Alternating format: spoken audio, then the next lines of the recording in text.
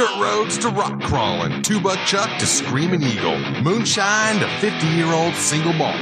We talk about it all here on Wheelin' Wine and Whiskey with your hosts, Jason and Chris. Welcome to Wheelin' Wine and Whiskey, episode 144. In the studio with Chris and Lorenzo. Lorenzo, what's happening? Lorenzo's back. Back in the saddle again. He didn't make it to KOH, you noticed. No, he did not. Well, he was sick. He was sick. He got COVID, and he was actually kind of thankful to be home because he was still traumatized from last year's kidnapping, donkey napping, yeah, and ass napping. And so he was okay with staying home. And yeah, he curled up on the couch and he masked up blanket, the whole time. Got his mask. He watched a lot of TV. You know, got caught up on some episodes there of his favorite shows. Yellowstone, Mr. Ed. Wilbur. Well, now if that doesn't date yourself, I don't know what does. Shit. That's what we do in this show. We got about 5% of our audience that actually understood that reference. Anywho, well, here we are. We got a lot to talk about. We do. The dust is settled, I think, from KOH. Oh, my God. Yeah, it took me 2 weekends. Well, I'm still cleaning. Yeah. Crazy. It's amazing the amount of dust and dirt that you bring home. I mean, the desert with all those 100,000 people, it must be 2 inches lower than all the dirt that's hauled out of there. I'm telling you. I mean, when we packed up Stadium Kitchen, the amount of sand and dirt and dust that was left inside that box, that almost killed me. But, wow. Yeah. It was crazy. Thank God for blowers, man. That helps out a lot. I just got the pressure washer out too and just started blasting everything. So, well, there it is. So now this is our KOH recap. And that's going to go on and on, and it looks like the Energizer Bunny. It's going to go and go. Right, right. The week was exciting. We were there for longer than a week. We were 10 nights, I think it was. Yeah, something like that. We added a night by getting down there, bombing down there on Thursday night. That's right. It wasn't too late. I think we pulled 9:30. into camp about 9:30. 9:30. That's reasonable. It was good. It took us about 8.5 hours of driving time. That's right. So not too bad. Incident free, thank God. Even though it sounded like there was going to be an incident. Really? When I was in Santa Nella, and I called you on the phone and said I had a flat. Okay. Turned out I didn't have a flat. That's right. I was like, oh man, on the trailer. We were trying to catch up to you, and then it was just your taillight dangling. Well, it was the cover on my spare tire was flapping, and I thought that the tire was that's what was bulging out. That's what you saw. Okay. And then, but it was good that it was fortuitous that I pulled over, because I realized that my driver's side tail light of my trailer had broken off and was dangling just by the wires. Right. So, quick roadside fix with some duct tape, strap that light back up. It's an LED light. It just strapped it in there with many wraps of duct tape, but it made it so you could still see the light, and back on the road, and we kept on trucking. Off it goes. Yep. So, yeah, other than that, it was an incident-free journey. It was a smooth travels. I had Ray, good old window licker there, Eeyore, with me. So that was cool. He rode with me a couple years ago. Mm-hmm. And so he was very helpful to have along. How nice is that, having a co-driver that can take over when you're tired? It was, yeah. So he drove for a couple hours, so it was nice. I tried to catch up with the Graham and just kind of relax, but it is nice having a co-driver. I didn't have one. Yeah, I know. I haven't. I drove all the way home from Sand Hollow without a co-driver. I so know. It's a long haul. That's like 12 hours. So we got down there Thursday night. So let's start Friday morning. We woke up. in Hammertown. in Hammertown Heights Estates. Hammertown Heights Estates, yeah. And we just pulled in that night and just found a somewhat level area and called it good. How easy was it to find with that entrance that was set up for us with the LED lighting and all that stuff? Yeah, my neighbor Jack put up this huge sign, pillars with the sign hanging from it that said Hammertown Heights Estates. We'll post a picture. Yeah, there's pictures out there already, but we'll do something on the gram here. Got a ton of photos I've been going through and video, trying to edit some of the videos and everything. Crazy. But yeah, it was good. So there was already the crowd's active tonight. There was probably 20 plus RVs in our campsite when we pulled up on Thursday. Oh, easily. Yeah. I mean, people. Yeah. I mean, yeah, it was like, and then some people I didn't even know. It was a huge area, but it filled up fast. That's for sure. It did. But we kept a main road down the center. So it was somewhat organized, and people made little separate camps off to the sides and at the back, and we had our own little separate space there. We circled the wagons with you, me, James, and Kobe. Yep. So that was cool, and then we had the tenters behind us and car campers there, Andy and Lee and Tony. Right. And even the Snail Boys. Well, the Snail Boys had an RV there. That's they right. had a trailer brought in. That worked out really well for them. Absolutely. Had a trailer brought in, private party. Snail Trail money. Yeah, no kidding. Brought in, set up, so all they had to do was throw their duffel bag and sleeping bags in there, sleep, and then the guy was there Sunday morning at Dark 100 picking it up. Yeah, no doubt. The guy was anxious because he probably had another client waiting at the other end of the line. Well, he probably wanted to get out of damn Boone Road before it got crazy, Fucking too. Boone So Road. we'll get to that. But so I woke up Friday morning, fixed some coffee, and just kind of soaking it all in and checking out who's in camp, and met Carlos and Anthony and Jim, John. John Allen, the other John Allen. Yeah, the other John Allen. Yep. Yeah, he's a nice guy. Oh, really nice guy. What up, bro?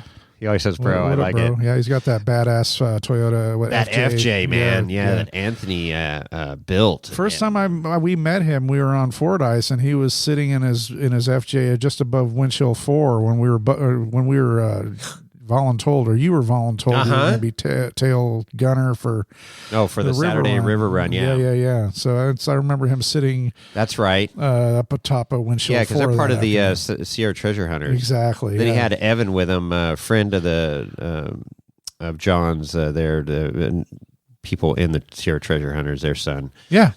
So he was cool. Yeah. No, it was a great group. But yeah, a lot of people.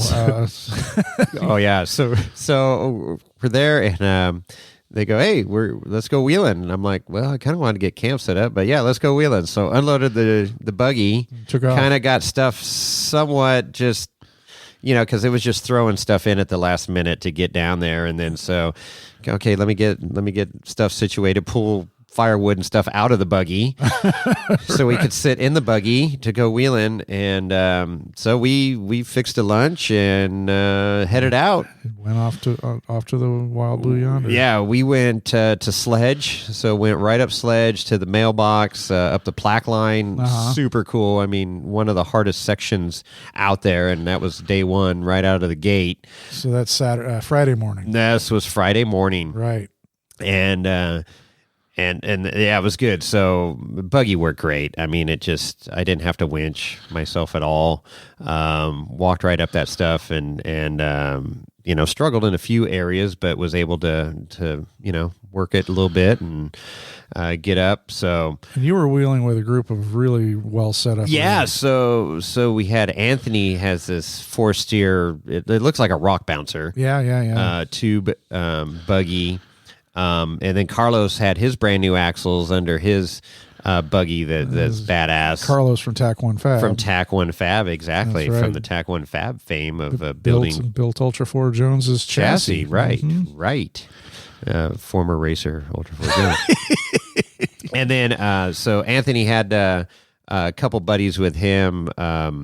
Jim, it was his first time to KOH, and then he was. And then prior, he was a character. Come to find out, he was EMT, so that was comforting having him on the trail. There you go. Yeah. So, and he's actually Anthony's building him a buggy too right now. Oh, really? Yeah, they've been posting it up online.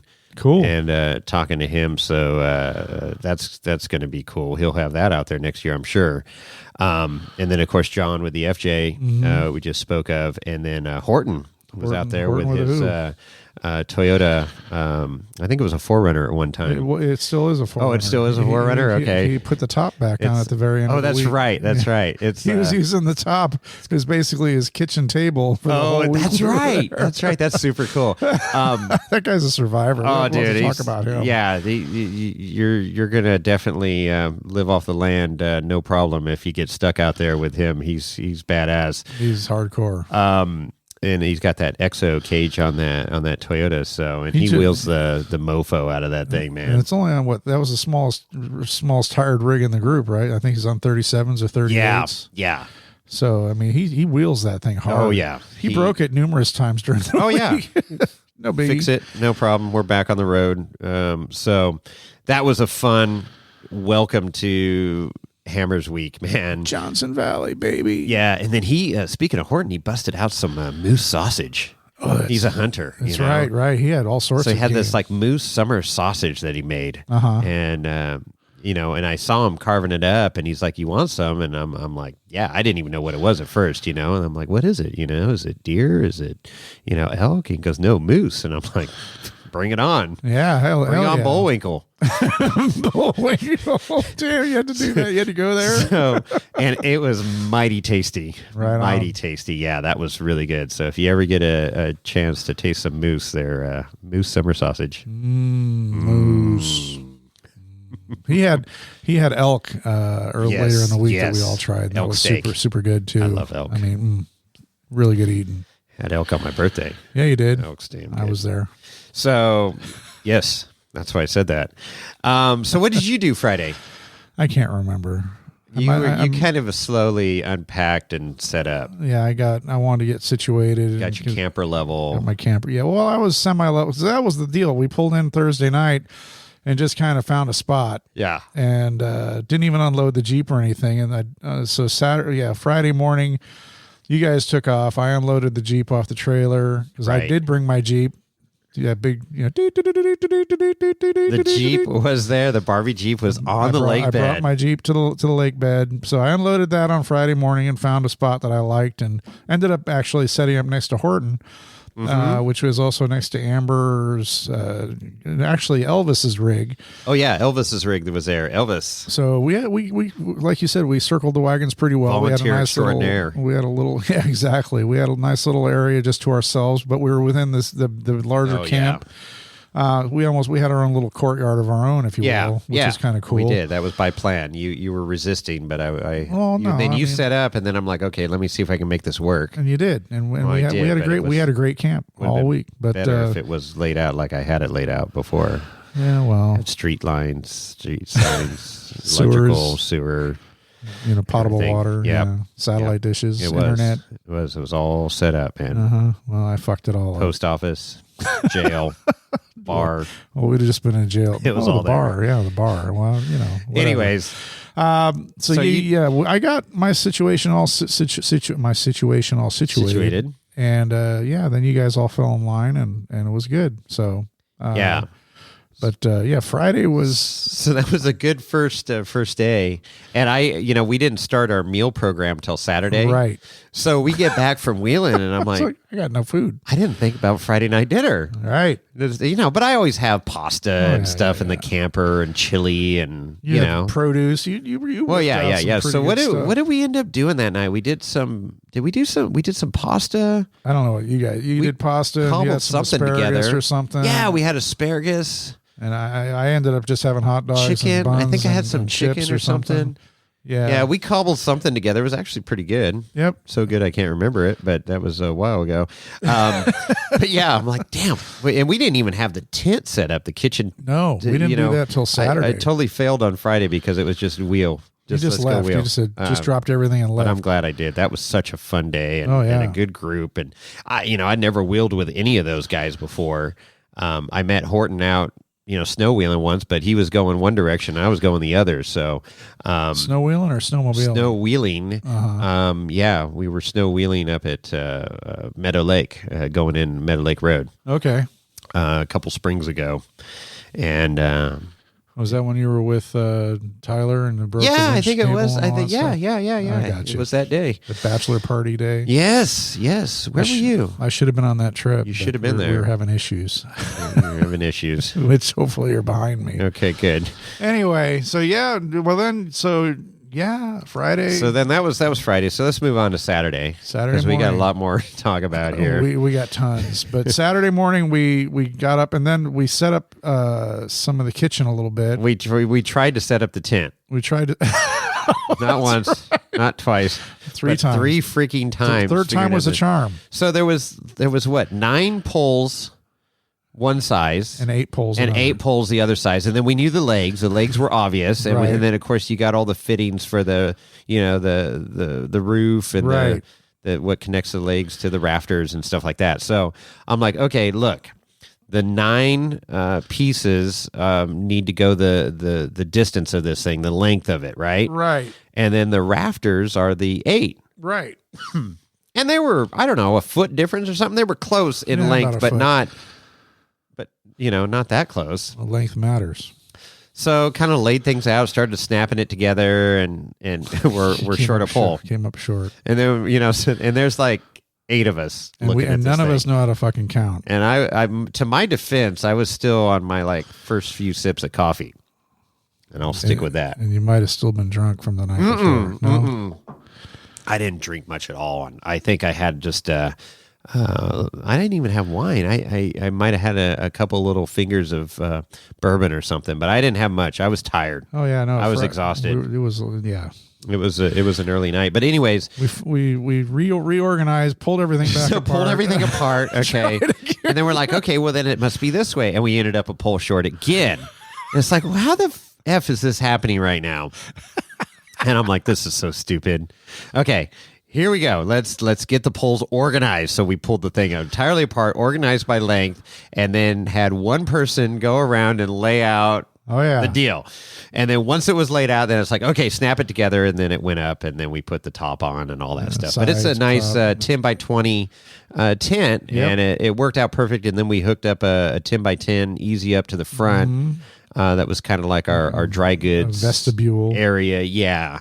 And then we had all the cooking gear inside the tent. So it was nice, protected from the wind and we had plenty of light. If it decided to rain, it would have been fine too, but exactly no rain.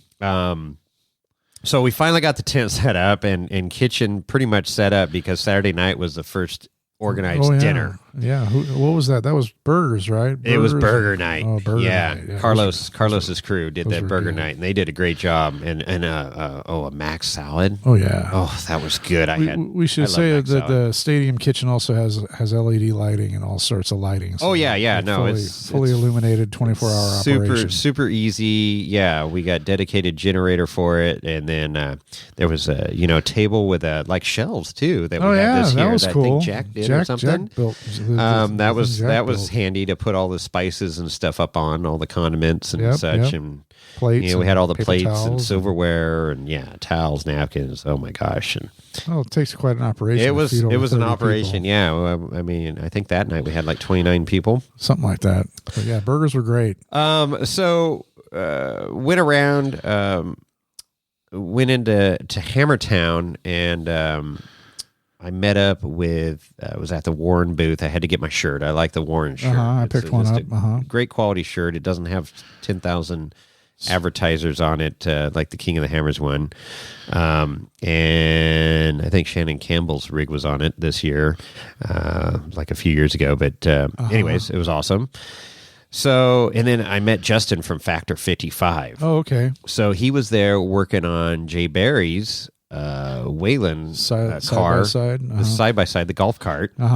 So he was hooking up this hammer loop, he called it. Yeah. So he took a piece of winch rope that was roughly 3-4 feet long, and on their Factor 55, I think it's called a flat link. So it's got the hook, and then it's also got an eye in it. The hole, Yeah, the hole, and then like trying to shove a soft shackle through that hole is tough. Mm-hmm. You can do it. You got to work it a little bit, especially if it's a bigger one. Size, yeah. So what they do is they take some winch line and then they use that FID, FID, to thread back through the line, so you make a continuous loop, super good, strong. It works like a Chinese finger clamp, because the harder it pulls, splice, then it strengthens. Right.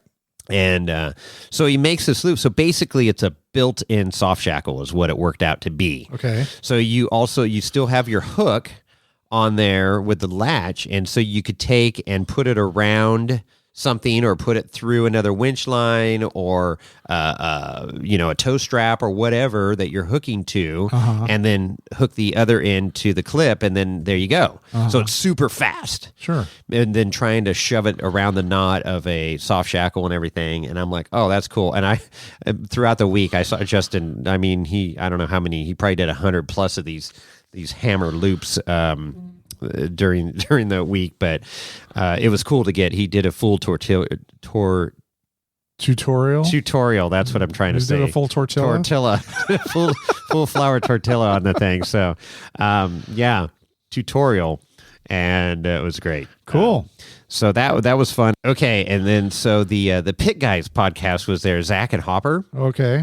And they were, had their GoPro out and video camera, whatever, filming this whole thing. And I looked over at them, and they kept looking over at me. And then so Justin finished up. He goes, Wheel, Wine, and Whiskey. Is that you? I go, yeah, it's me, Jason. So it's cool. So met up with them. Cool.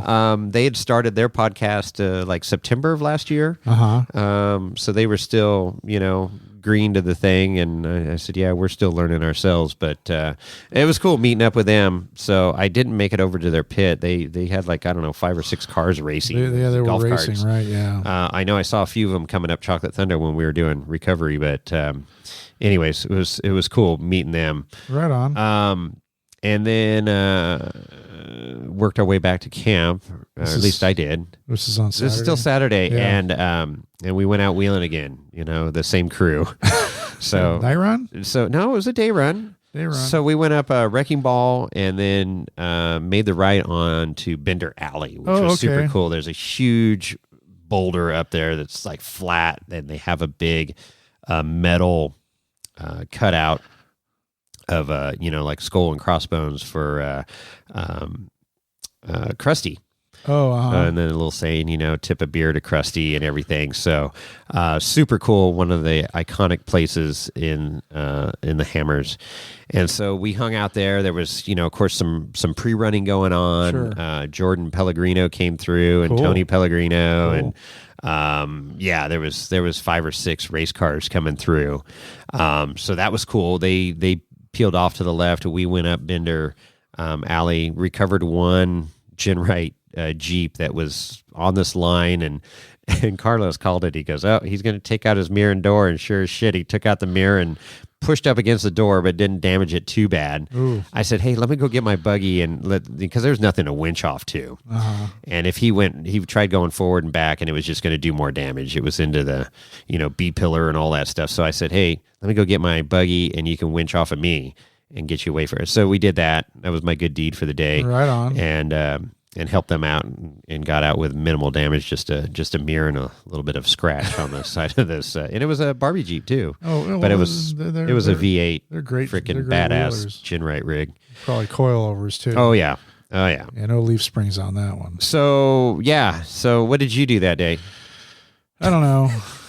I probably drank. Drank, sat in camp, sunned yourself. People are like, come on, Chris, go wheeling with us. I'm like, I'm not going wheeling with you on buggy trails. Sorry. But you could ride. There was seats, and go out and check it out. Your right seat was occupied by Ray the whole trip. I know. So, I did putter around. I went down to Hammertown a lot, and obviously did some day drinking and and then I was, doing a little bit of work, but whatever. Got help finish getting camp set up. We got stoves set up. And that was good. Need to make sure Stadium Kitchen was ready for burger night and all that stuff. So Saturday was a good day. So they had their there was a Traeger, and then like a Green River pellet grill. That thing was badass that Carlos had. I want to get one of those. They needed to be run off the generator. Well, his was 12 volt. Oh, was it? Yeah, that one was 12 volt, but it ran off the generator because we had the generator going. But sure. that was pretty cool. Nice little camp pellet smoker. Oh no, we had quite the camp. I mean, we had, I don't know, 3 or 4 big Camp Chef stoves, and we had on our night, for which we'll get to, but I mean, there were plenty of barbecues, plenty of Traegers. Yeah, the Traeger, the Green Mountain, and then like 3 Webers, and there was no shortage of cooking gear. No. Pizza ovens, griddles. Yep. Squaddles. No squaddles. No squaddles. No squaddles. So Saturday night was the Class 11 race. So I went down and watched that from the Tribe 16 pit right there. And that's fun. Those are all those Volkswagen bugs. Yeah. And they're just, everybody just goes out there and just pounds. Oh, they do. I think 3 or 4 of them were out mechanically. I know Shannon Campbell was driving one that I don't know what happened. I never saw. It didn't happen on the by the start finish line, but somewhere out there in the short course, he wadded it up and was walking back. So I don't know. Didn't last very long. I don't think that's the point. Yeah, no. But pretty freaking cool watching that. I think Shreddy won, right? I believe so. Yeah, he had, and then McCrofts was in the mix too.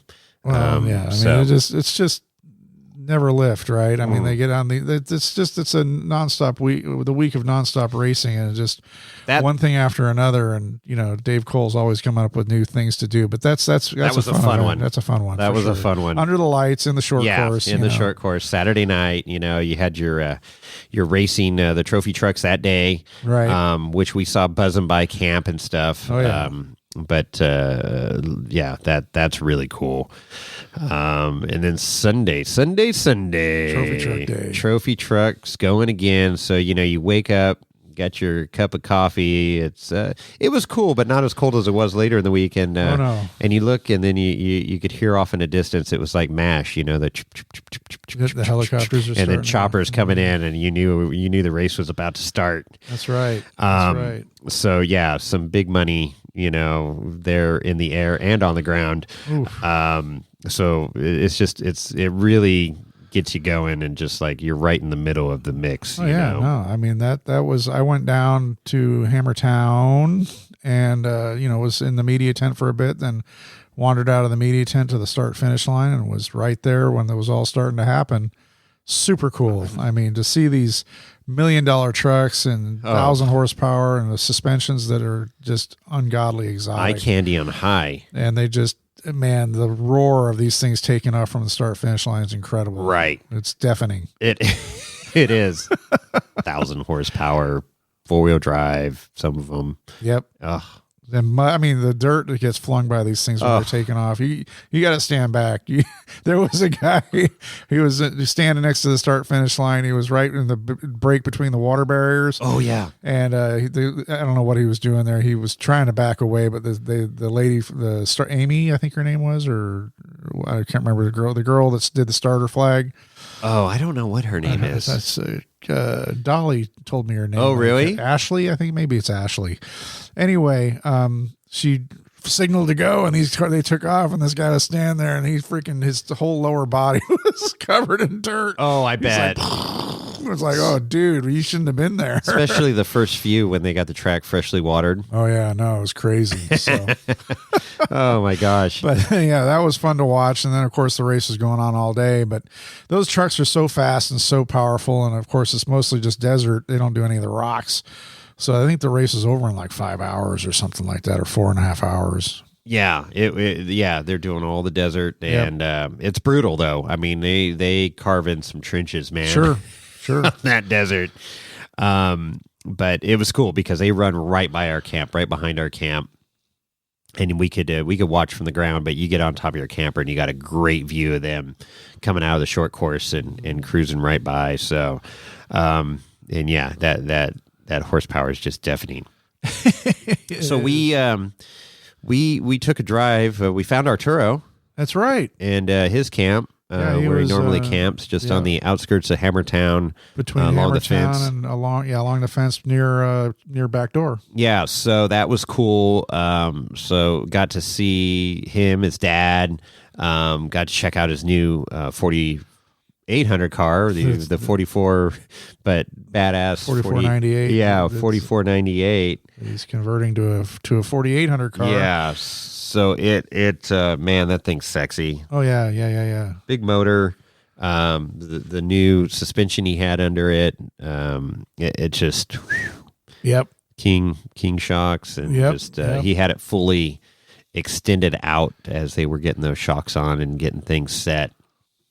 So, always good seeing Arturo. He's just good people, man. Oh yeah, no, he's super happy-go-lucky. Yeah. Is happy to be. His whole family rallies around, and it's probably a party every night in their camp, I'm sure, with great food and great family fun. I would imagine. Yeah, that's cool. So it was great catching up with him, and then we were on a mission to find Ian Johnson. We were trying to interview him. We saw him a lot. Well, that's it. Everybody saw him. I never physically saw him until later in the week, but Monday, Tuesday, whatever. But yeah, it was just like, oh, well, Ian's over here. Okay. And then we'd go running over there, and then he was gone. And, well, no, he's over here now. And because that's what we went down to the BF Goodrich garage because our good friend James was working on his rig, his steering, I believe. Samurai James. Yeah, he was putting in a new power steering pump, bleeding the system. So we ended up talking to Rich Klein, but we also were talking to what was the guy's name that put the sticker in the door? It was oh man, he was working there in the garage. I did a little story on Tim it. Or Allen, no, Tim Cromer is the BFG rep. We talked to him as well. Okay. But went into the BFG garage, and I mean they were fully set up. Oh yeah, I mean it was like a real shop. Oh yeah, compressors, welders.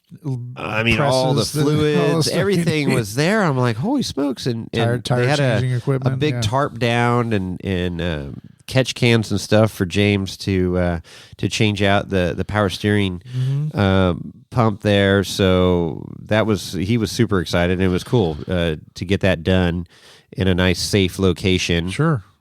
Capture all the fluids and everything. Exactly. So he was finishing up, and then we met the one gentleman. He's like, hey, you guys want some water? And, what's up? And, we're chatting with him, and I handed out stickers and some koozies, and he goes, oh, well, this is going on the door. And then so got a video of him putting it on the door of the BFG race support rig. Badass. Yeah, really cool. Went right on the top. Yeah. Right corner. I'm like, damn, okay, that's cool. Woohoo. And then wandered over, and then there's Rich Klein, so got to talk to him. From Trail Hero. Little Rich from Trail Hero. And so that was cool. So we were chopping it up with him for a while. And then because we had heard Ian was in the BF he was there and he just left. So talked to Tim briefly, Cromer there, gave him a what up, and then we moved on. We just had to keep moving. I gotta say, but that was the trophy trucks were on the trail at that point, or on the race. But man, we were so they were right out there on Boone Road where BF Goodrich garage was. Right on the main road. And the number of vehicles going back and forth, it was literally non-stop. Just campers, endless bumper to bumper rigs, every kind of rig you could imagine.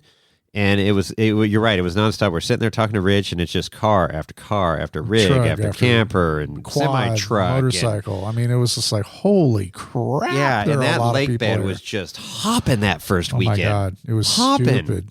And looking at talking to people, it's like you had it's a trophy truck has their own following. Sure. Right? So they had their group that came in for that race, and then of course they all probably left Sunday night or Monday morning.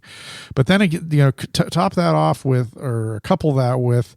The proximity to LA, you're 2.5, 3 hours at most from LA, depending on traffic. Right. So you got a lot of weekenders that come out to Johnson Valley with their own toys that want to play for the weekend, which, honestly, if I was just wanting to go out there and recreate myself, there's 2 weekends of the year that I would absolutely avoid. King of the Hammer or Johnson Valley. If you're not into the racing, you just want to do your own thing. If you're into the racing and all that stuff, sure, why the hell not? But if you're just driving for 3 hours just to recreate by yourself, that's probably not the best weekend to go. No, not at all. Just saying. But we ended up.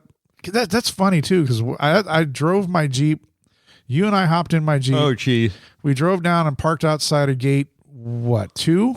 Yeah, it was two or three. Right by the merch tent. 2. It was right by the merch tent, Or 5. the merch trailer. Yeah. And he said, the BF Goodrich garage is right near inside here. And we had already driven by it, but we didn't notice it. Yeah. So we ended up walking all the way through. We took the longest way possible. It's just so stupid. It's like, dude, we could have, what the fuck? We saw a few people on the way, though. Oh, yeah. We chatted. People are like, hey, are you Wheel Wine Whiskey? Yeah, that was cool. It was great. We made the best of it. But yeah, we took the longest freaking way possible. We walked a lot. And even though I drove down there, it was silly. But yeah, it was, so we the hunt for Ian was on. And it's funny because we can elaborate on it over and over again. But I know at one point you sat near him in the media tent. Well, I guess he was just in there, and you talked to him. And then at another point, Kobe talked to him, and another point Ray talked to him and said, "Oh yeah." And then on the last day, Saturday, with the big race, the Ultra 4 Unlimited race, 4,400. I walked into the media tent, and Ian Johnson was sitting by himself watching the TV, and I sat down next to him. We just, nodded at each other. Hey, how you doing? I didn't introduce myself because I figured everybody had already stalked him, so I didn't want to be like, hey, I'm with Wheel and Wine Whiskey. I'd be like, Jesus Christ, will you guys just leave me alone? Well, that's, was it, I don't know if it was Friday? Yeah, it was Friday, EMC, so it was after everybody went off the line. For EMC, and I wanted to go watch Start Line, so I went through the media tent because it was right there directly, quickest route to between point A and point B, which is start finish line, and he was in there watching, the live feed, right. And so I walked right past him, and then watched everybody go off. So after everybody went off, then I came back in, and he was watching the live feed, so I sat down next to him and introduced myself because, he meets thousands of people, right? Sure. And it's you never get the name. It's like, hey, Ian, how you doing? Everybody knows his name, but didn't know him or who you are. And he goes, I know who you are. And I said, yeah. I said, are we going to make this happen or what? Trying to do an interview, and it's tough because he's, a couple hours on, hour off, couple hours back on. It's just nonstop. Schedule. Yeah, it's racing. Obviously, man. his downtime of talking for a couple hours, he doesn't want to sit down and do a podcast. But talk more. It was cool. So we had some great conversations and laughed a few comments and stuff, some things as we were watching the live feed, and so. He wants to do the podcast. Yeah, we want him on the podcast. Absolutely. So it's just a matter of getting out to Tennessee and sitting down at the Big Tire Garage and making it happen. So we're taking donations. We have a GoFundMe. Yeah, GoFundMe so we can get some plane tickets to Tennessee. We'll figure it out. I'd really like to drive out there and bring the rock crawlers so we can go four-wheeling, but I think the quickest way is to fly out there, go visit. Well, we could rent a Jeep. We could rent something. Yeah, I'm sure he's got something in the garage. Get the extra insurance on it. There you go. There you go. It was like this when we rented it. What are you talking about? No. So, anyways, that was our hunt, trying to hammer that one down, but we didn't get that one to happen, but we got a lot of other great stuff to happen, as you all know. We did. So Sunday, who else did we talk to? Oh, we went and we walked by Slaussen's pit. That's right. We had to touch bases with him early in the week and see what was what. Yeah, so got caught up with him a little bit on Sunday and reminded him about our dinner plans. That he night. Knew. He did. He asked us. He's like, "We're on for tonight, right?" I said, "Yeah, steak night." And I said, "Yeah." So said 5 o'clock or whatever, be at our camp. So him and Krista showed up, so that was awesome. Oh yeah, no, for sure. So before that, though, we did we had to stock our garden gnome, Oli. So walked over. We had to check out his new RV. That thing is pretty badass. God, yeah, fifth wheel. That thing's sick. It has just enough space for one person or two. If or two, with him, right? But beautiful RV. And then he has this intense solar lithium ion generation station battery. Thing. Because basically, what did he say to you? He goes, "This is my generator, Chris." Yeah. Yeah. Just think of this as the generator because this is what powers the camper. It's the whole separate house battery's down. Whole separate system. Yeah, it's a whole separate system. He still has a house battery and everything, but he can recharge and generate power. You can run the microwave and the air conditioner with the giant Fireplace. lithium-ion batteries. Yeah. I mean, I don't know. They're probably, what did he say? They were $3,000 each or something? I don't know. It was They're just huge. silly. We're not going to tell you where he's located, so you can go steal his shit. No, it's just some cool stuff. It was cool as hell. So then, Big ass inverter. oh yeah, inverter, converter. It had all kinds of inverters. Yep. And he's a retired electrician, so he knows all about that Sparky. stuff. So anyway, so we worked our way back to camps because we were in charge of dinner that Yep. night. We had a lot of prep to do. Holy smokes, 36 steaks.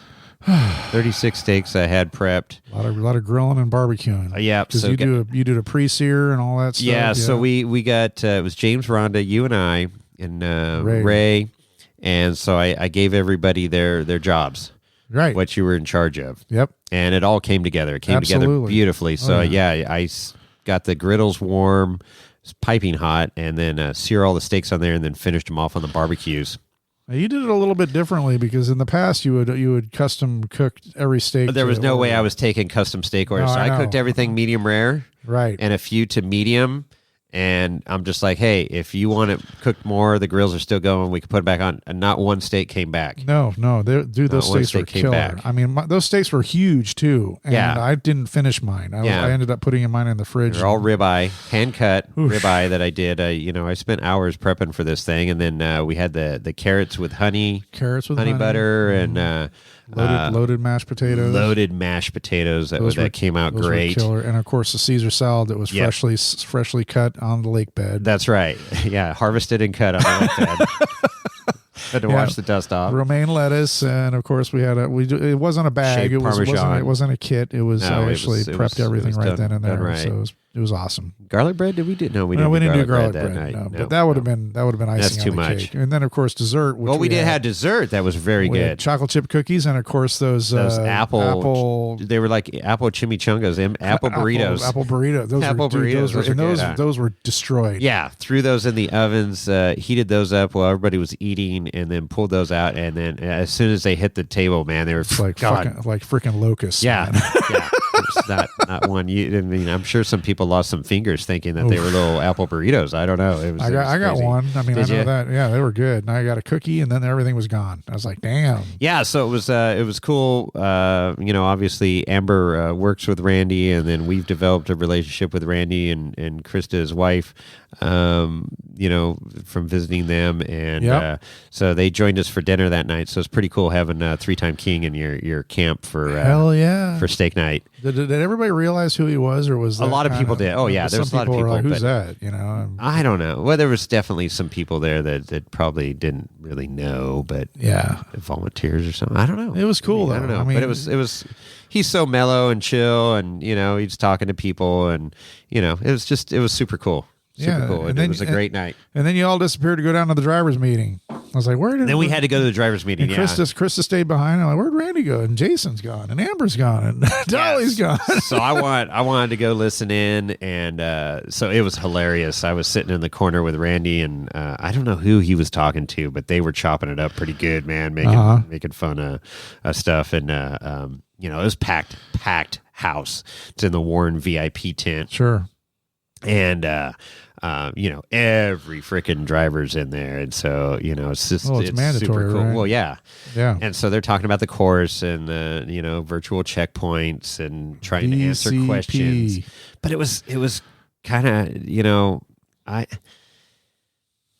I just got to say I just wish it was more professional. It should be more professional at this point. And it's still just kind of off the cuff, just like Wild West. I don't know. And I was a little disappointed that at this point, with as much money as invested in stuff, that it wasn't more professionally done. Yeah. But and it's not a knock against Dave. I mean, obviously he was running it and stuff, but there's just a lot of different things that I was just like, heckling going on and things like that. Not necessarily heckling. It's just it's just not very organized. Not very organized. And then, somebody throw out a suggestion or a comment, and it's like, oh, we'll change that. We'll do this, and it's like, No, dude, the race course is set. Yeah, no, you know, we'll you consider it can't for next year. Or yeah, something like that. exactly. We're duly noted. And let's move on. I don't know. I was.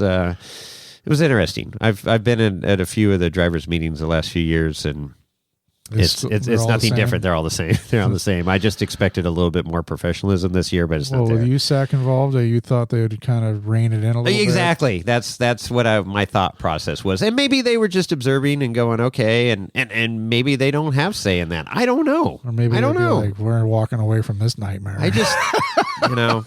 It's just my type A being organized and stuff. And this is legit, dude. Like you said, the amount of money that's involved and the safety factor and obviously we're not going to get into it too much, but there might be some controversy regarding the finishing results, and there might be some, because the official results as of our recording this right now, the official results still aren't out for the 4,400, and I don't even think EMC is official yet. So yeah, I don't know, but we'll see. If I had a dog in this race, and had $100,000 plus invested in a race team, car and team, and brought out 14 of my friends and as pit crew support and everything, I would expect a little bit more professionalism. Yeah, for sure. So, I but agree. I don't have a dog in the race per se, but still, I'd like to see it more organized. My personal opinion.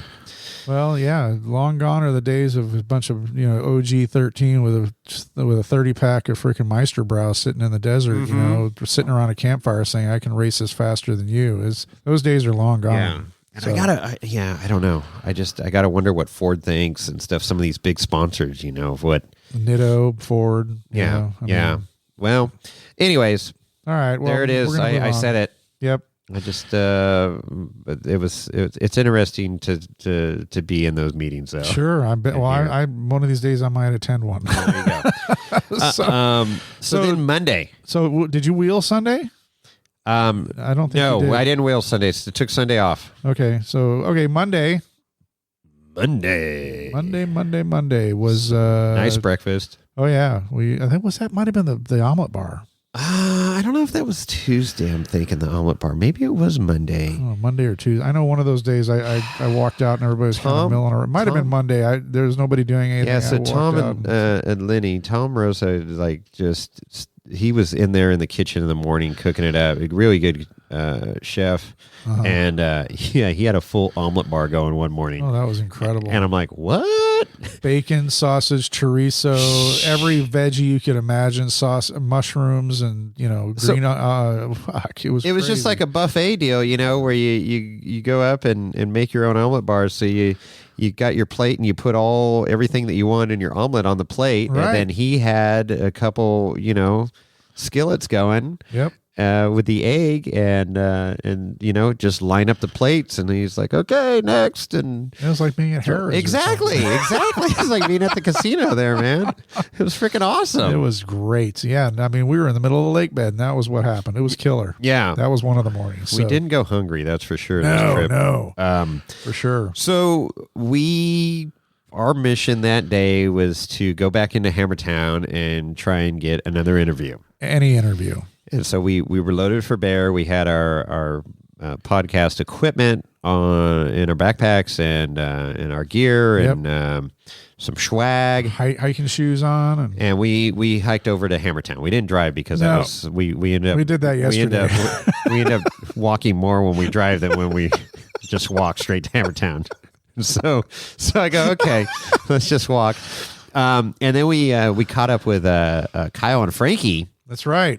From Fortune Off-Road. And correct. KOH Virgins that were just a couple days into it, just wide-eyed and bushy-tailed going, what the heck did we get ourselves into? Right. So they were just getting out of their Samurai there. And it's right down by the volunteer. Yeah, so they drove down. And, things like a golf cart, you can park anywhere. Pretty much. So we said, hey, we're going to go walk around and try and get a couple interviews. You guys welcome to hang with us. And they're like, yeah, hell yeah. Yep. So worked out pretty good. You were militant on finding Shannon Campbell and making this thing happen, and that you did. Well, you had originally DM'd him with the Wheeling Wine and Whiskey Instagram account and said, "Hey, we're going to be there, and we'd love to sit down." And he's like, "Yeah, just come drop by, and we'll see if we can set a time." Yep. So that was my mission. So that Monday, we got into Hammertown around noon. It was about around noontime, and we went right straight to Campbell Enterprises camp. And it's a compound. Compound. It's a compound. They literally have. It's tight. There's like one small opening wide enough to get a vehicle in and out. Pretty and much. Everything else is sealed. And Razor's right there watching. There's guard dogs and everything. So I marched right in, and I they had the campfire set up and seating areas, and of course all the cars were hidden away in their little pit tent. But in one of the trailers, I could see Shannon Campbell was standing in there talking to somebody. I don't know if it was one of his crew or... I think it was Bloody Mary Larry. I'm Bloody almost Mary positive Larry. it was, but I'm not. Almost, if I had to put money on it, that's who it was. But he was cleaning up the Camp Chef griddle. Exactly. So anyway, he saw me. I waved at him. He waved at me. Gave a little what up. He acknowledged our presence, and of course we're wearing our Wheeling Wine and Whiskey hats and shirts and whatever's. And so anyway, after a while they separate, and I wander over and I introduce myself, and Jason's there, and he's like, "Hey, we'd love to talk to you." And he's like, "I said, we're here. We need to set a time. I know Jason DM'd you, blah, blah, blah." He's like, "Oh yeah. And anyway, it turns out, I said, "Well, what time's good for you? We can come back." He's like, "Well, right now is good." And we're like, "Oh shit." Shit. Okay. It's happening. It's happening. So bam, boom, bam, boom, bang. We grabbed some chairs, went into the tent, sat between the cars, and did it. Yeah, I threw my phone to Kyle and Frankie there, and I'm like, "Hey, get some pictures, get some shots, get some video." Yep. They did a great job with that. Plus, they had their special camera phone set up, that gimbal rig. setup. That was cool. Yeah, professional stuff there. So that worked out really, really well. It was a fun interview. I'm sure most of you have already heard it, and super genuine. No bullshit. Just love it. Oh yeah, Shannon Campbell raw right there. So that was super cool. It was one of our, as we mentioned, that's episode 141. 141, and it was like we finished the interview, and you and I just looked at each other like we did it. We just hit the podcast gold that we had been looking for. Yep. One of our huge bucket list interviews that we wanted to obtain. Absolutely. So it was like a mic drop after that, and I was like, okay, my career's done. My podcast career's done. I did it. Well, it's Next. not, but yeah. No. Well, we've had so many great interviews and been so fortunate to talk to so many different people involved with the sport, both recreation and at the professional level. Sure. And, but Shannon's just the icon that, Well, the OG, the OG, the Godfather, and, all the kids have had posters of his rig up on the wall at some point. And sure, but the reality of it is they're all these people that we've talked to. They're all the same as we are. They've just taken it to the next level. They all started out the same. We're on rec wheeling on trails like the Rubicon, Fordyce, Deer Valley, wherever and it's like. They just take it to the next level, and whatever motivates them to do that. But I mean, the DNA or the start is the same as us. It's bad financial decisions around a campfire is what it adds up to. Just some of us take it further down the rabbit hole than others, I guess. Well, yeah, I mean, exactly. But that's this show, this podcast, and the listeners. You listeners have certainly motivated us and continue because you listen to us and inspire us to continue to go out there and get the great content and strive to meet these people. And right, 2.5, 3 years ago when we started this show, we never thought that we'd be sitting down, we'd have the chops or the cred to sit down with a Shannon Campbell or a Randy Slauson or a Levi Shirley or it's exactly just, it's crazy. I mean, I said it before when in the epilogue or the bump when we closed up the show with Shannon Campbell, I said we hit the hat trick of hat tricks. Yeah, we did. We've interviewed all three three-time kings. Yep. I mean, come on. Yep. That's huge. That is huge. So, Huge. Anyway, but that was that. So Monday, we did that on Monday, and that was like, okay, we just mic dropped like Jason said. And what are we gonna do now? How do we top that? I know. Let's go wheeling. I'm going to Disneyland. We're going to Disneyland. So And as I did, but that's another story. That's right. So I brought my Jeep, as I said or mentioned earlier in the show. Yeah. And You were on cloud nine. I gotta dude. say, it was nice to see you all fired up. You actually had a smile on your face. I was super happy. Then I'm like, I gotta edit this thing and then I gotta get it uploaded. But that's for a problem later in the day. Right. Because this, Monday is packed. Because we still haven't gotten to our wheeling trip or the off-roading trail, and then of course shootout, blah blah blah. But yeah, we went wheeling. It was you in your buggy, Samurai James, and Lady Samurai. Yep. Then we had Frankie and Kyle. Kyle. Yeah, and the Samurai. And their Samurai, which was on 33s, I think. Yeah. And then- 33s. Yeah, 33s. 33s, I believe. Yeah. Lee but- Lim. Lee Lim. And the luxury No, he wasn't Lexus. with us. He didn't Oh, he go didn't on go on that one? Oh, he And went then on the night run. Kobe was with us, but he didn't end up going on the run. Oh, okay. So only 3 rigs ended up going through the trail. It was you, me, and Kyle and Frankie, because Kobe turned back and Samurai James had something go wrong with. We his didn't steering. have Snail Trail with us? No, they I was don't a think night they, run. They hadn't arrived yet. Huh. So anyway, we went over to Turkey Claw, which is one of the trails, actually the first rock trail for the races. You're right, they weren't there yet. They weren't yet. Yeah, they weren't there you're yet. right. They You're arrived right. that night. So I had a blast. That trail it's not hard, but it's not easy. Mm-mm. It's got a couple of technical spots. Well, there's a lot of optional lines. There are, and there were a lot of the trail. can was pick pretty your busy. poison. There was quite a few other people on the trail. Dude, there was people standing on the sides We had in the gallery. canyon gallery. I've never seen people gallery watching Turkey Claw, I know. That's how busy the place was. there was some heckling going on. I guess. Oh, yeah. Frankie and Ryan, right? Or Kyle, I'm sorry. Kyle. They said that Samurai's not going to make it. And they Oh, were yeah. kind of saying that's it's like, come on, give us a chance, Yeah. And they did great. They did. The Samurai did great. My rig did really well. I was super happy. There was that one spot where that rock buggy was trying to climb that wall, and I was like, he was. I swear he was going to roll over. Oh, that was pretty crazy there. It was an optional line way off to the left, and Right. I was looking at it and I go, "Damn, that is steep."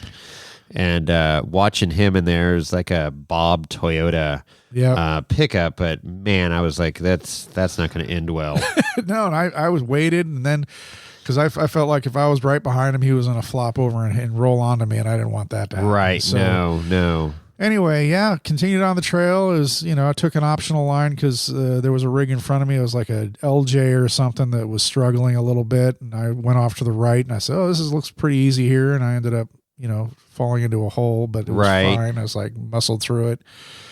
But the final part of that trail is the exit when you go up the hill and you descend back down into the valley. That sand. Oh, man, descent, that's steep as hell. That is a steep, loose downhill. And I put it in second gear, low range, and I just, stayed off the brace and just walked down it. But man, you could feel the vehicle kind of sliding a little bit. Yeah, I'm watching the video right now. You were up ahead, and then Kyle went, and then I stayed at the top till you guys got down to the bottom. Oh, you have the video of us I do going have a down it? video looking at it, and it is just steep. It's like you have to be careful there because you put it in low, and gravity will take over, and your tires will just start slipping. So you got to Exactly. be in the right gear. Exactly. So you still have your tires turning where you can give it gas and pull out of a slide if you need to. Right, If you're 'cause- too low, you're never going to recover from it. Yeah, like So- a Toyota. Yeah, exactly. You got too many torques going on. So So that was a fun day, fun trail. I enjoyed it. That's the trail's not. I'd do that trail again. Of course, it's all torn up from the race cars now, but it'll still be a moderate trail. I guess I'd call it an intermediate trail for.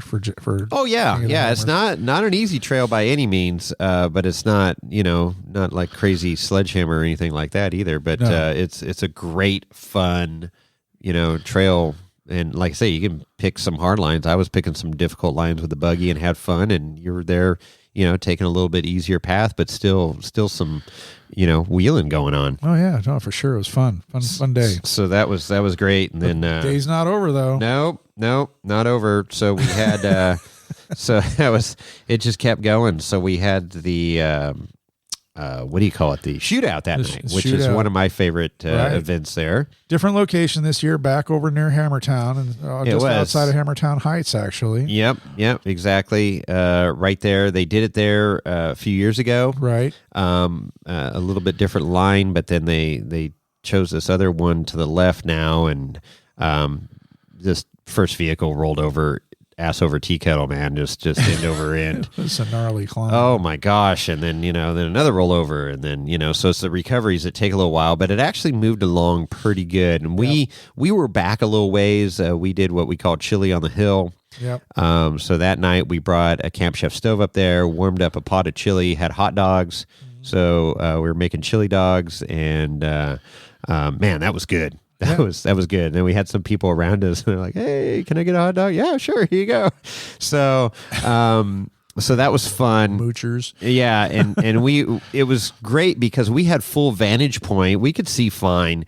We weren't up close front row, but oh my God, the people that were lined up in there, and then. Of course, I had race ops going on the ham radio, so I could hear, and they're okay. Dave Wong's on the line. He's the last one. I'm like, all right, guys, this is the last one. I said, but Dave's badass. I want to watch this. He's got the 4-steer comp buggy. Does all these We Rock and stuff competitions, and he will be on the podcast here someday. He's agreed to be on it. We've asked him again, just trying to coordinate schedules, but he ended up winning. Oh, okay. Yeah, he ended up winning. So I'm like, all right, guys, pack up. Let's go. When this last one goes. You guys were back in camp pretty quick. Dude, we were so close to camp. It was so nice. We turned around. And it was so funny because we were on the top of this one hill. So there was a road right next to us that went down, that the majority of the people went down to go park and watch the deal. And there was this big rock, and any semi-stock rig was banging their undercarriage on this rock. And we called it Heckle Hill. It was hilarious. The people that were just heckling, and maybe some of us were too, not me, maybe, I don't know, of people going down, and there's like a stock rig with a big ass snorkel, and just bang, their undercarriage, dragging their diffs and stuff. How's that snorkel working out for you now? Nice. It was funny. And then people trying to get back up. Saw a Dodge that tried it like 6 times, and he had to back up and abort. I think he just walked away. He was so disgusted. Come on, man. Come on, man. I can't make this shit up. Anyways, but as soon as Dave crested and he clearly won, I'm like, all right, let's go. So we fired up the rigs. We were all packed up. Yeah, we were back at camp within like 5-10 minutes. I know. And then it was just the sea of people coming out of there. And I'm like, oh my gosh, I'm so glad we were at where we were at. It worked out really well. It was crazy too, because our camp, I literally watched it with a pair of binoculars. From camp, right? From camp. I saw you were at the clear as campfire. day. At the campfire. Yeah, that's pretty cool. And, but people were walking through our campsite like it was a road, it's like, dude, whatever. It's the desert. It's KOH. It's KOH. But there was a shitload of people out there. I could see side by sides everywhere, and of course, their whip antennas. All the lighted antennas, all the rock lights. Oh yeah. And the light bars. Yeah. The sirens. Yep. Chaos, and then fireworks were going off during the whole thing too. There was a guy that had a fireworks show going like right there. I was like, shit, that was a pretty good one. So, speaking of sirens, I do like my new siren. Thank you, Jay Barry. Whoop, whoop. So that's that. So that's not the over with yet. Monday's not done? Because we got back to camp all fired up for the shootout. Oh, night run. And then I go, night run. Oh, that's right. I didn't go on the night. And they go, really? And I go, night run. And I fired up the rig, and sure enough, it's like the Pied Piper, man. Just let him right out to Turkey Claw again. And that was fun. So that we had Lee. Samurai James. Samurai James made that one, I think. Yep. Because he had to turn around. His steering was all jacked up before. So he was fixing that. Was Tyler there at that point? So I'm gonna look at let's see, pictures here. Let's see. I see a bunch of lights. I don't know. I think Tyler was on that run. I'm pretty sure. Okay. Who's this? Is this Andy? No. Andy, I think, was a Andy was a passenger. He was a passenger. Horton was there. Of course he was. That guy doesn't miss a run. I don't know. Carlos and them didn't make it out, did they? They might have been in bed by then. I got a picture of your Jeep up there. I didn't do the night run. You didn't do night run? Nope. Pretty sure I did not. I was pretty drunk. I was in no condition to drive. Okay. Well, this must be in camp when we were lining up to go. Okay. Yeah. So, anyways, we got up there and it was around 11-ish. So we got to the top of Turkey Claw at midnight. Okay. Beautiful. You're looking out on Hammertown and stuff. And there was people out there. It wasn't like crazy, but there was quite a few people. There were people camping near Turkey And there's Claw. people camping right there. Well, we get to the very top before that downhill that you were describing, the slippery, steep downhill. And Horton goes, I got a little knot going on under here. I got to go look. And half his cross member was like disconnected. Oh, geez. Oh, yeah. There was like a 6-inch gap between the cross member and the frame. Whoops. So we're like, yeah, we need to fix that. So Ray got under there and Horton, he's quick, man. He had all his gear out and threw a bolt in it. And shit, I bet we were down for maybe 20 minutes. Wow. And we're sitting on the top of this hill, it was cold, and I'm like, okay, if we need anything, camp's like right there. I can see camp. Yeah. Camp is right there. And no, we got everything, got it bolted up, and sure enough, we were on the road and back to camp and rolled into camp around 12:30 or so. Yeah. So that was that was great. But yeah, Monday. good old night run. So that was Monday. Wow. That's an action-packed full day right there. Foofda. That was a great day. That was probably the best day, highlight-wise and everything. For sure. I mean, interviewing Campbell and wheeling and all the good stuff. Oh, my gosh. Shootout. Yeah. Good chow. Yeah. Yeah. All right. Well, Tuesday rolls around, and we have another great breakfast, which may or may not have been the omelet bar. Yeah. Or maybe I cooked breakfast. We had French toast. It was either French toast omelet bar or omelet bar French toast. I don't know, but it was pretty good. It was all good. Freedom toast. All good. So I think we had qualifying on Tuesday, right? Tuesday was power hour, at 4:00. But before all that, some of us went wheeling again. I didn't go wheeling. Yeah, so it was great because check out the buggy, put gas in it, and just go. I didn't have to turn a wrench all weekend. It was so freaking nice. Did the water in your tires freeze? No, and I was concerned, but not concerned about the water in the tires so much because there's 40-something gallons. I'm like, if it freezes 40 gallons of water, okay, bring it on. But it did get damn cold. I mean, it was like 25 degrees, one morning, and then it got down to 18, 19 degrees one morning. I mean, it was bitter cold. Yeah, it got cold. And then I was more concerned about the antifreeze, if I had enough antifreeze in there. And people were starting to pop freeze plugs, and water pumps were leaking and all kinds of stuff. So, because a lot of us are, this part of NorCal, you don't have to run antifreeze because it doesn't get that cold. And rig runs cooler with straight water, but but then you got corrosion and stuff. Anyway, so apparently I do have antifreeze in there because I was squeezing hoses in the morning and they weren't hard. No, so you had just enough. Yeah, just enough to keep it. Whatever it was, it's working.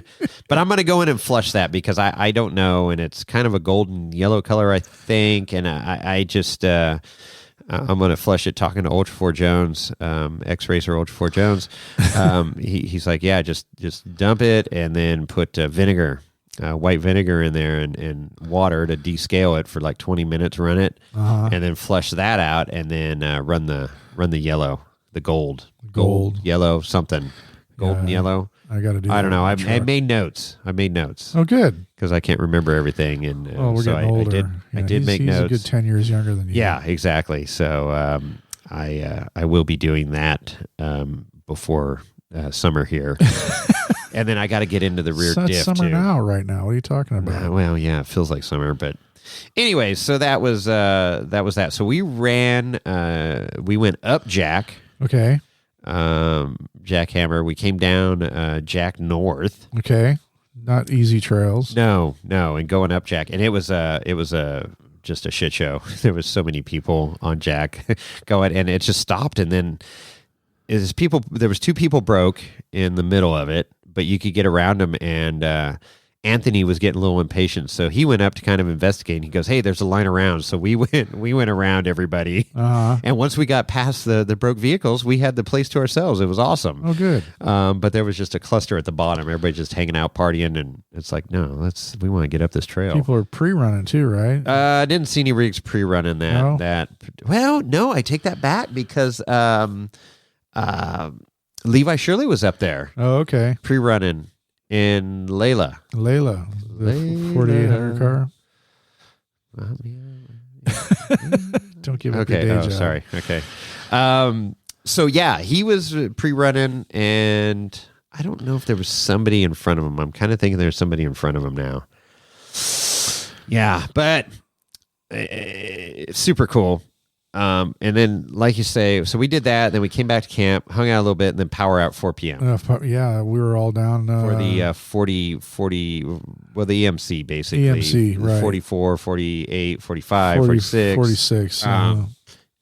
Amber was supposed to be part of that. Right, I don't know that's where we got. Again, this is where it pisses me off. It's like disorganization. Yeah, get this shit figured out. Come on. Yeah, we've got computers. We've got people. Right. Obviously the left hand didn't know what the right hand was doing. But it sucked for Amber. She It was, did. all geared up. She's posting on social media. Hey, doing the, power hour. And rightfully so. I mean, that would be freaking epic to have her in power hour. Yeah.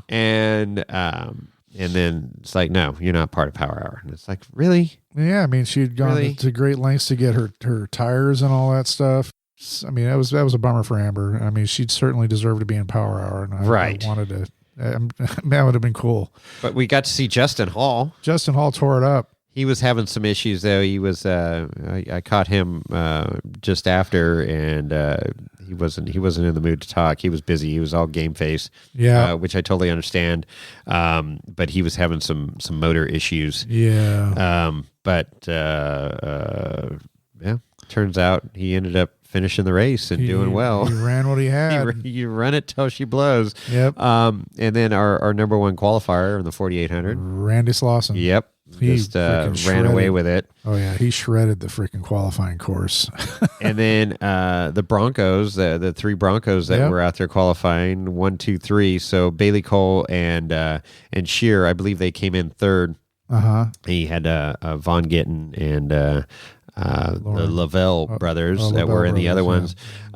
So pretty cool. I talked to Bailey right afterwards, so it was good to catch up with him in the pit there. Gave Shearer what up, but didn't really talk to him much. So then we headed back to camp because it was pizza night. And toga night. And supposedly toga night. So pizza night was awesome. Dolly was in charge of that, and we had pizza ovens galore. She had 40 dough balls. Oh my God, it was crazy. People were making their own pies, and it worked out really well. I was surprised at how smooth that went. So we're sitting there around the campfire waiting for the Ultra 3 race, and I'm like, toga. And no toga. No, not a one. I'm like, Amber, we got to get this thing going, and it just, I don't know, never materialized for whatever reason. And I was waiting to see Hot Rod, Rodney Muller's, he had like a Caesar outfit. Never saw that. Never saw the Caesar salad come out there, so I don't know. But we got to do it another time. It was too good. Too good. We were just, we were pretty tired at that point. Well, and then it was like, been drinking all day. And speak for yourself. I was wheeling, and then power hour, and then it was, I had, I think I had a beer with a pizza. I didn't drink nearly as much as I normally would have at events like this. I only got wasted one night. That was Thursday night.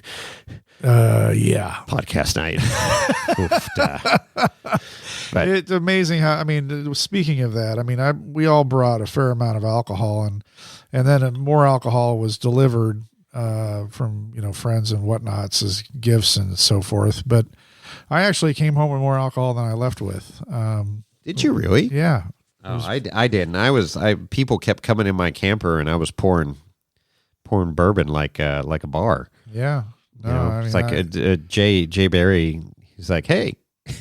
Yeah, I'm like, what's up? He was funny. He's all, let's go to your camper. I'm like, oh, you ready for another shot there?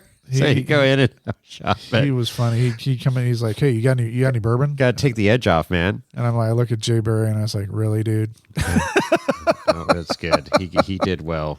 So we had plenty of samplings going on there. For sure. So then Ultra 3. Ultra 3. So the big Ultra 3 race show was, that was. Oh my gosh, it was so much fun. The who's who it's on the lake bed. So you got Illy in there. I think that's how you pronounce his name, with the big wheelie. Yeah. Jeep. With the flamethrowers. Yeah, and you got the whole Campbell crew sitting on the back of that thing. Right. So saw Shannon and Jess. And so I talked to Jess briefly, and I go, hey, I said, don't go anywhere. I said, I got a bottle of wine for you guys. Uh-huh. So I ran back to our camp and Which grabbed a bottle of wine just a short right across the way, yep. and threw a Wheeling Wine and Whiskey sticker on. And I go, here you go. This is a bottle of my homemade 2016 cab. Uh-huh. Freaking delicious, if I don't say so myself. But I go, hey, I want you guys to have this. Check it out. Because they enjoy wine once in a while. And I said, let me know what you think of it, and I said, hit us up on IG. And so they, a few days later, it came up on IG, and they got put in the coop. Nice. So it was there on display in their barn dominium there, which is super cool. So, waiting for them to try that and see what they think. But no doubt. oh my gosh, there's so many people. I mean, you just go on and on. It's just everybody knows about it. That's in the know. Oh yeah, and shows up to watch the shenanigans. Some of them participate in the shenanigans, it's crazy. And it was very well organized with the lights. They had so you start in the circle and they start 180 from each other, opposite of each other in the circle and I don't know how many laps it is, but they had, green light start, red light stop, into race. And, it was good. It was good. It was organized. It was organized chaos. They've really upped their game. That's for sure. That whole camp is fun. Kyle. Boston Kyle. So we saw Boston Kyle, his dad, Larry, who is a new patron. Our new patron. And then saw Larry's dad there. So we met the three generations of Seglin. The Seglin family. Oh my gosh! I literally walked around the circle because it was like 6 deep or so at times. Oh, it was more than that. I walked around a couple times just running into people talking. Hey, how's it going? And so and blah, blah, blah. So dude, it was there were fun. easily 5,000 people. Oh well, I don't know if it was that many, but there was a lot. But it was so much fun. It was much fun. Holy smokes! And fireworks were going off, and flames were everywhere, and it was like you said, organized. Well, you had chaos. the flames on Big Willie. You had the flame at the top of the teepee. Exactly. I mean, it was and a campfire at the bottom. It was going off. That camp was going off. It's so funny. And what was nice, it was just a short walk back to our camp too. So we were right there, in the middle of it. So very cool. Very cool. So good. So that's Tuesday. And did you go wheeling Tuesday night? I got to go back to Sunday briefly. We did go over looking for Kyle in that camp. Oh, that's right. The Orabama camp, Oregon, Alabama, and talked to Danny 2.0 there, and rode the what do you want to call that thing? The trainer. The trainer. They called it the trainer. They did call it the Ultra 3 trainer. It was the old days you had in front of grocery stores. Coin-operated pony ride. Yeah, you drop a quarter in or a dime, whatever it was at the time, and just this little Ultra 3 that went back and forth. Oh my God, we got photos and video of that. That was hilarious. Got to check out the whole camp in daylight, which is a sight to be seen. Saw Dahlia. Dahlia and Kyle's girlfriend, and it was fun. Just a really fun group. I was handing out koozies and checking out. There must have been 30 freaking three-wheelers there. Texas they had them all lined up. Texas Jesus, talk to Texas Jesus. I got a shirt from Texas Jesus. I'm like, dude, do you have any more stickers? No, you got your shirt? Yeah, I got a shirt. So I said, hey, I'll go get you a shirt. Swap you shirts. So we swapped shirts. Yeah, and then got a shirt from Kyle too. I forgot to get mine. So Boston Kyle, if you're hearing this, I didn't get my shirt. I'm sorry. Chris needs a shirt. I was supposed to catch up with Dahlia and get my shirt, but I didn't. I never got back there.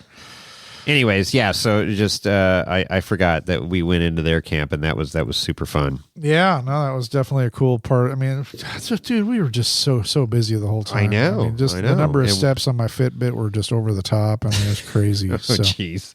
Yeah, we walked a few miles each day. Oh my God, crazy. What? Now we're on to Wednesday. Wednesday, yeah, we got about 5 more minutes for the show, and then so we got to go talk. So Wednesday morning, had a good windy windows. No, so Wednesday corned beef hash. I did my corned beef hash that morning. Right. I had to get my refrigerator emptied out after 36 steaks that were in there, and then had the corned beef hash. I had 15 pounds of corned beef. You know how much lettuce I had? I mean, romaine lettuce I had in my refrigerator for. Oh yeah, yeah. Anyway, yeah, no.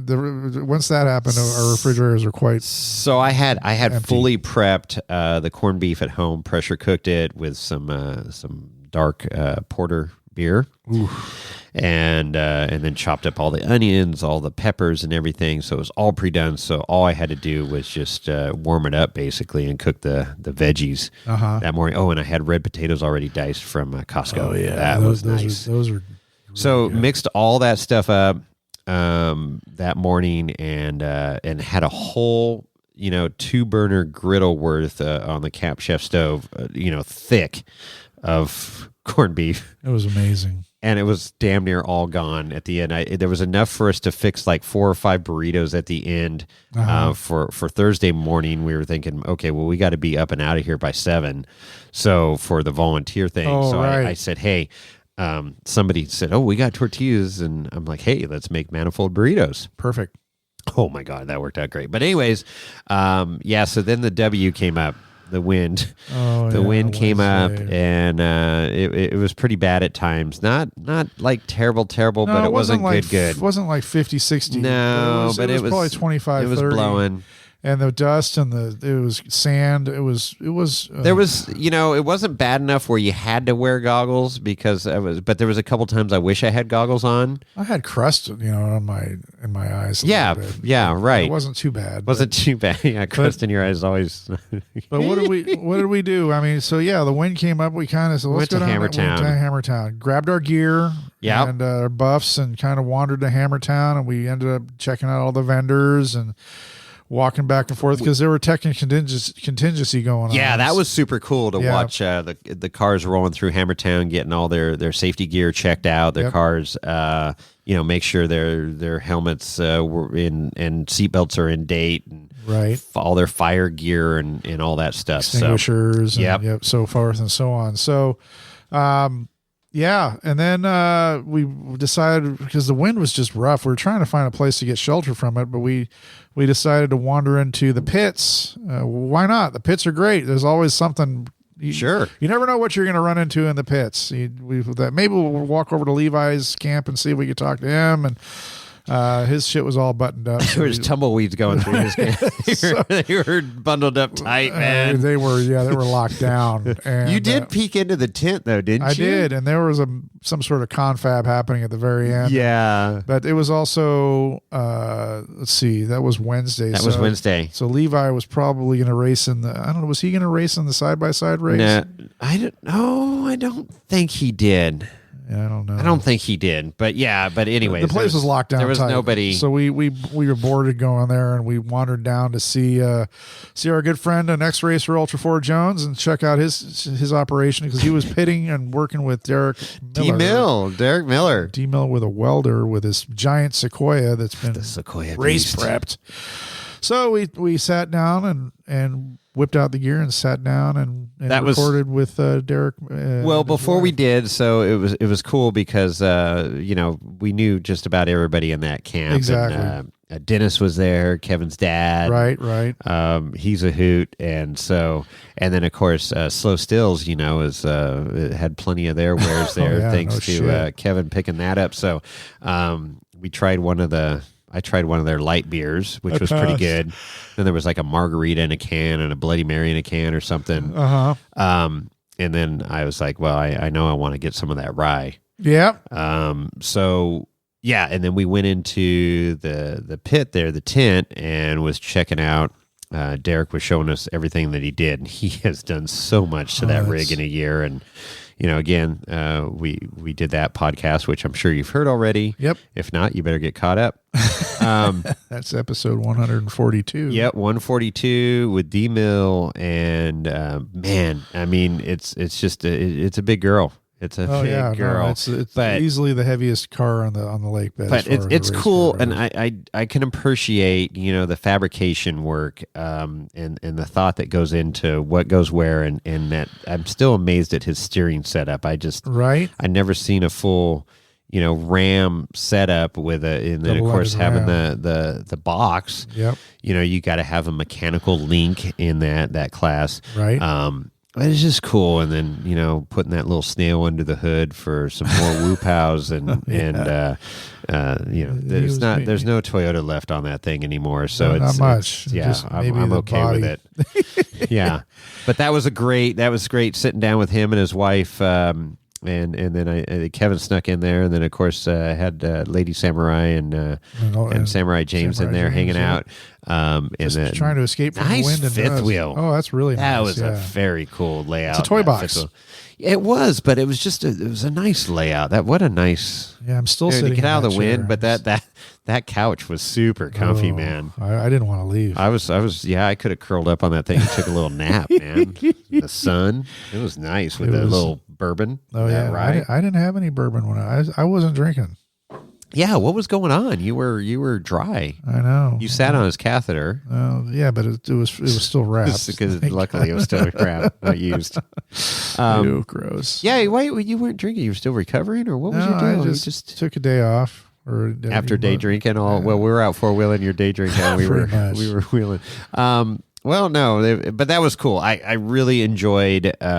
He's a great interview and super informative. Yeah, he knows his stuff for sure. Yeah, and very helpful. Yeah, so that was cool. So we left there and back into the wind and dust. We went over to Justin Hall's pit. We knew where he was pitting down the road there in the corner. Yep. And they had a cool pit set up. Oh, they did. They had quite the operation going. So Justin was there wrenching on his car, and we were talking to him about his engine, what he thought, that 383 stroker, and he's like, I can't do anything about it right now. We're just going to run it.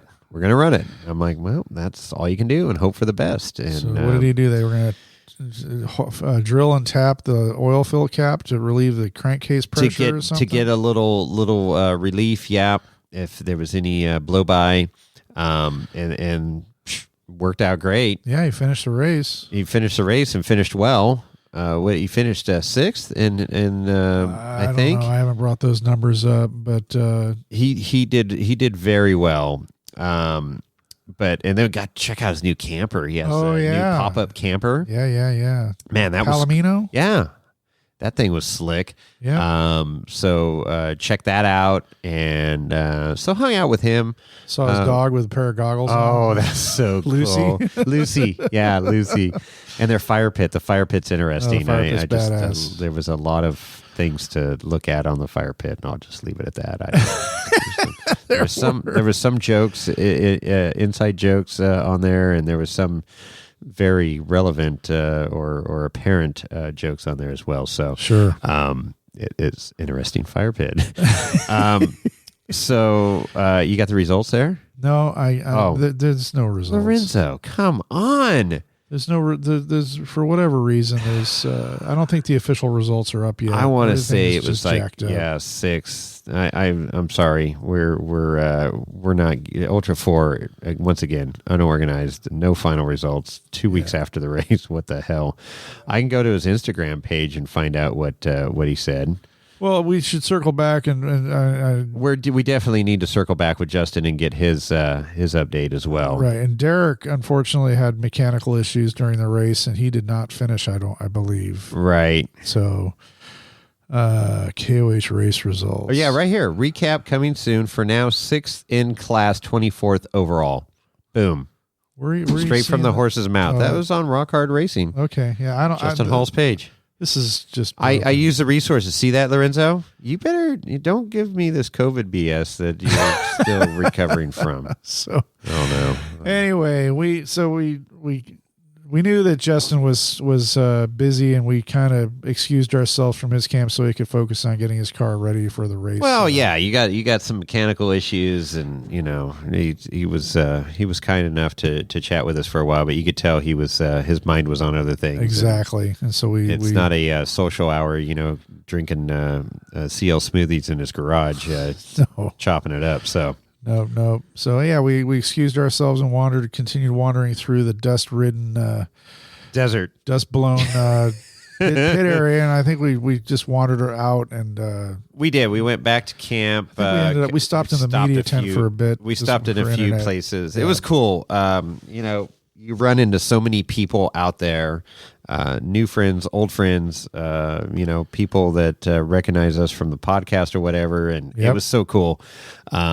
Finally made our way back to camp, and then dinner that night. What was Wednesday night? Was that? That wasn't pasta night? No, Sloppy Joe night. Sloppy Joe night. I think it was Sloppy Joe night. Yeah, that was really freaking good. Yeah, I think I was 6 the last time I had a Sloppy Joe. I was like, oh my God, that's so good. He goes, oh, Kyle and Frankie, and then we're in charge of that one. And oh no, ancient family secret. No, it was good. It was manwich. But he doctored it up or something. They had great sides. I swear he doctored it up because I don't remember manwich tasting that good. It was good. It was really good. Everything, I had 2. When you're so did I. So did I. They toasted the buns and everything. Oh yeah, no, that was good stuff. I love it because people, we ate very well, and each it's like an unsolicited, not a competition, but it just everybody stepped up their game and produced some quality chow every night. You want the food to be good, but you don't want to be overly so complicated that you want to keep it simple. You can't pull it off. Like 36 freaking steaks. Right. But everybody did a freaking wonderful job, and I was super impressed, and everybody stepped up. There's only a couple people that are going to get disinvited for next year, but no, that was good. No. Am I one of them? Okay. No, you're not one of them. Oh, shit. No, we had some great additions this year. Carlos's crew. They're I'm inviting them every year now. Oh no, they had a ball. They Kyle were a and Frankie addition. had a ball their first KOH. They are absolutely hooked. Oh yeah. Would love to have them back in our camp. It was just it was cool. Horton didn't participate in the food section, but it was great having him literally right in the middle of camp with his teepee, and that was super fun. And his buddy Pete, which I'll get into in a minute, but and then Tyson showed up from Kansas. Pete or Craig? Who? Pete. Who are you talking about? Oh no, his buddy that was camping with him. That was Craig. Yeah. But then Pete showed up in the really nice motorhome with the one-seater on 40s. Right. Tall guy. Couldn't miss him. He's like 7'5" or something. He's a big dude. Big boy. with a wiener dog. With a wiener dog, yeah. He's the biggest guy with the smallest. Those wiener dogs are fun. Tom has those 2 wieners, and... Okay, whatever. So and they have quite the personality. Oh yeah, no, wiener dogs are cool. And I think his dog was like 13. Oh yeah, yeah, but she was still getting around good. Yeah, they live a long time. Anyways, so where am I at now? We're rolling. Oh no! So Wednesday night, volunteer meeting. Oh, I didn't go. So, after talking with Cynthia, we did that podcast about volunteering and Clint. Uh-huh. And so I was intrigued, and I'm like, I got to give this a whirl. And there was talk of doing backdoor and recovery, and I'm like, that'd be awesome. Sure. But the racers, it was optional, and unfortunately, that turned out to be a total bust. Talked to Lee and Tony. They sat there all day on golf cart day, and not one freaking rig came through. Not one. Not one. Wow. Not one. Wow. He got interviewed though. He did get interviewed. He got some airtime. Yeah. In his Captain Morgan stance. That's right. So anyways, super cool. So we went to the volunteer meeting, and that was organized. I was impressed with that whole operation and the people that step up. And then, of course, you got Elvis that's camping with us, which is like one of the top volunteer extraordinaires. Well, he's a gold medal volunteer. He really is. The guy would leave camp. I'd hear him fire up his rig at literally like 6:15-ish. I never heard it. What do you mean never heard it? You're up early. No. And he was camped right next to you. I have my hearing aids in. Oh, we'll say what? What? Anyways, so he was up early every morning and gone. And literally, we didn't see him during the day unless we were out on course or somewhere, on the radio. I could hear him on the radio at times on race ops. Very distinctive voice. And then he would roll back into camp at like 6:30, 7 o'clock at night. Yeah. Oh, yeah. And I'm like, Elvis, how was your day? Oh, it was freaking awesome. We did this recovery and that and helped this person. And I'm like, dude, you are a freaking warrior. Absolute volunteer warrior. So anyways, there are a few people like Elvis in the volunteer group that work from sun up to sundown and beyond, and have been doing it for years. And so I'm like, okay, I got to step up. I did the podcast. I got to check it out. And put my money where my mouth is, I guess. So we went into the volunteer meeting, like I say, very organized, very cool. And so we met up with Clint, and he's like, okay, we got Backdoor, we got Chocolate Thunder, we got Aftershock, and we got, what was the other trail? Turkey Claw. No, Turkey Claw. Yeah. So there was these 4 trails that we needed to divide and conquer. Uh-huh. And he's like, okay, we'll get you over here, do this, da-da-da-da-da. And so Tyler and I and James and Rhonda, we're going to do Chocolate Thunder. I'm like, perfect. Okay. And then it's like, okay, we got this other crew here. Oh, no, we need Aftershock. And so he goes, okay, Jason, can you go over to Aftershock? And I'm like, dude, I guess I could. But I'm like, I'm not real comfortable going out there by myself. Uh-huh. Having not done recoveries before. I've done a lot of recoveries, and I was confident in recovering whatever situation came up. Right. But I wasn't confident in, one, being able to find Aftershock, even though I've got this GPS Gaia deal. But it's getting out to those locations. There's 100 different ways to get out to a location. And there's really easy ways, and there's really hard ways. And then the other thing was, what can you do? How, when can you help them winch? When, I don't want to disqualify a driver for helping too much. Now, I'm not a patron, spectator, so it's not like, you're qualified, you're a volunteer, and you've got a red vest on, so you can help out. But, it's like, I don't want to disqualify anybody was my biggest fear. Sure. And so it's like, no, you assist, they you set up winch lines or winch points, and they can connect to them. If it starts becoming a trail plug, then your job is to help keep things moving. So then you can start winching them and helping them up the hill. They're disabled. You got to get them off the trail safely. Okay. So people can pass. Okay. Well, so it started to paint the picture and make it a little clearer. Well, anyways, long story short, we hashed all this stuff out for we were in the volunteer tent for a good hour and a half. And by the end of the night, it's like, okay, Jason, you're in charge of Chocolate Thunder. I'm like, oh, shit.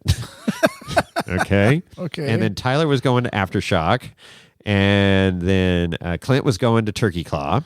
Uh-huh. And it's like, okay, James and Rhonda were with me. And Eric was with you. well, I got Eric later. Oh. So Tom Rosa was with me. Okay. And so I said, okay, we're set. So got a lot of questions answered, but still not feeling 100% confident on what we were all doing, or what we could do, couldn't do, but had a good idea. To back up for a second, so you were volunteering for the side-by-side golf cart race. So this was Wednesday night, the night before Thursday, the golf cart race. Right. Okay. Just so everybody understands. And we had 3 golf carts in that race. We had Jay Berry. We had Ainsworth, Dave Ainsworth. Right. And then we had Bill, right? Eisenberg. So with Art. And so I'm like, oh, this is going to be fun. And I make fun of the golf carts, right? We made fun of golf carts on this podcast. And I'm of like, course, we had Ultra 4 Jones was. And then Ultra 4 Jones, X-Racer Ultra 4 Jones was Wright Seaton and Sage's golf cart. Exactly. So Scott Sage. So pretty freaking cool. So I'm like, okay, I'm going to get to see these drivers come through, So we decide, Tyler and our whole group, James Ronda, Lee, said, hey, let's, it's like 9:45, 10 o'clock at this point at night. Let's go look at where we're going to set rigs and set winch points and stuff. Let's go to Backdoor first. So we go up to Backdoor, and it's not a full shit show going on. There's probably about 12 rigs or so, and then there's a good 50, 80 people on the hillside. And right when we get there, CJ5 boom, flipped over backwards. Whoops. And apparently that was the second time he did that. Beautiful, beautiful 5, well set up. I mean, guy had 60, 80 plus $1,000 in this thing and just beat it like a red-headed stepchild. Wow. This is bad. I'm like, are you kidding me right now? And then this guy came up in the Suzuki Samurai and was going to try. I'm like, what are you doing? He goes, well, my buddy just tried. I got to try. And so James is like, well, I got to watch this. So, just, I don't know. It's just chaos. Short wheelbase race train. So we're sitting there and we're like, okay, we can set up a rig here, set up a rig here, blah, blah, blah. Here's how this is going to go down. And it was good. Tyler knew that from working recovery there before. So Lee was confident. Boom. Let's go over to Chocolate Thunder. So we go over to Chocolate Thunder, and absolute shit show. I bet. Absolute shit show going on over there every night. And I'm like, I mean, that is the new party spot. So I'm like, okay, let's park. Let's walk into the Thunderdome here, and it's just hilarious. I'm just sitting there. For 1 minute, it was like I just sat there with my arms crossed, looking and just looking left, looking right, looking back left, and then looking up at the sky going, what the hell's going on right now? It's like... And it's Wild West, dude. It was beyond the Wild West. It was comical. And I just, okay, whatever. So back to business. We're like, okay, I can get my rig here. We can get another rig over here. Those will be good winch points. Okay.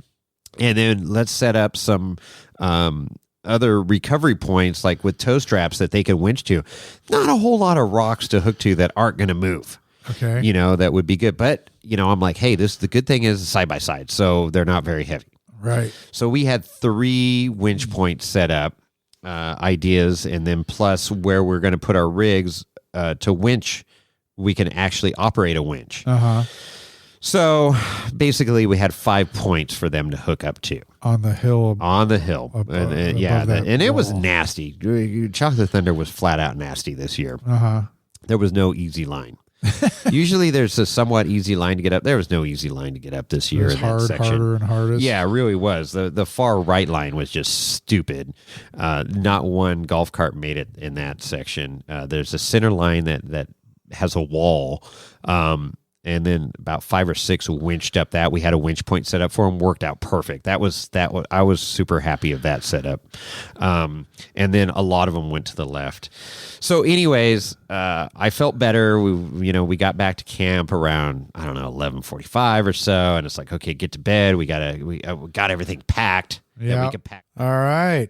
That episode's running a little long, so we're going to have to cut it there.